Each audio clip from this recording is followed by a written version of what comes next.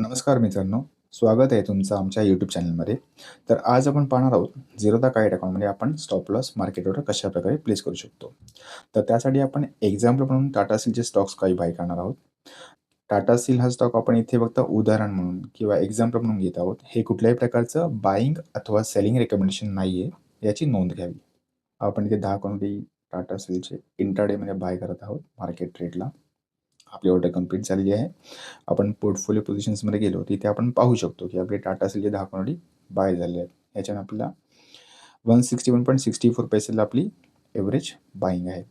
आता समजा तुमच्या स्ट्रॅटेजीप्रमाणे ह्याला 161ला आपल्याला स्टॉप लॉस लावायचा आहे. तर सिम्पल इथे आपण एक्झिटवर क्लिक केलं, आपल्याला ही सेल विंडो ओपन होईल. इथे आपल्याला स्टॉप लॉस सिलेक्ट करायचं आहे. मग आता समजा आपल्याला स्टॉप लॉस 161 लावायचा आहे किंवा लेट्स से 160 लावायचं आहे, तर ती सिम्पल आपल्याला प्राईस इथे एंटर करायची आहे.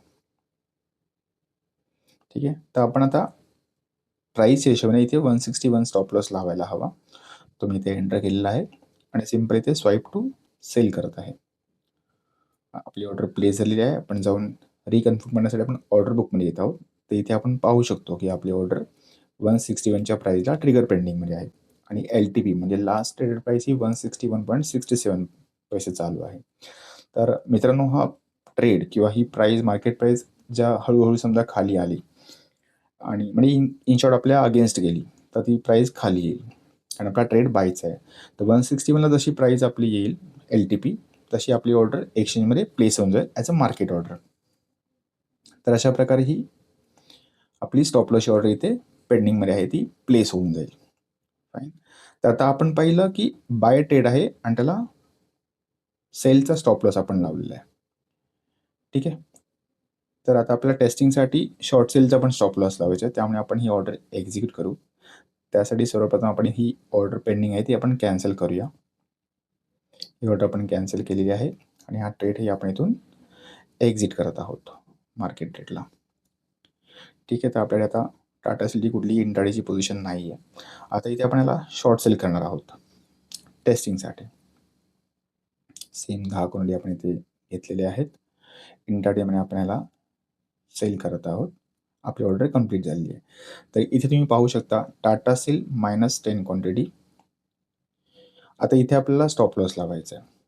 फाईन. इथे परत त्याच्यावर तुम्ही क्लिक केलं, एक्झिटवर क्लिक केलं. आता जर मगाशी आपण बाय फ्रेश पोझिशन केली होती आणि स्टॉप लॉस म्हणजे आपली सेलची ऑर्डर होती आणि आता या ट्रेडमध्ये आपण काय केलं आहे की शॉर्ट सेल पहिला केला आहे आणि आता ऑब्व्हियसली स्टॉप लॉस म्हणजे आपली बायची ऑर्डर आहे. त्यामुळे तुम्हाला इथे बाय विंडो आहे.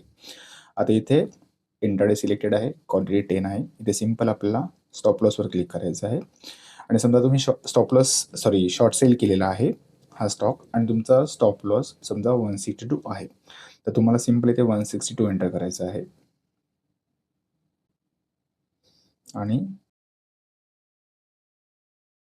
स्वाईप टू बायला स्वाईप करायचं आहे. तर इथे आपण पाहू शकतो ऑर्डर बुकमध्ये की आपली ऑर्डर इथे ट्रिगर पेंडिंगमध्ये आहे. आपला ट्रेड जो आहे तो टाटा स्टीलचा शॉर्ट सेलचा ट्रेड आहे -10 क्वांटिटी आणि त्याची ऑर्डर 10 क्वांटिटी बायची ट्रिगर पेंडिंगमध्ये.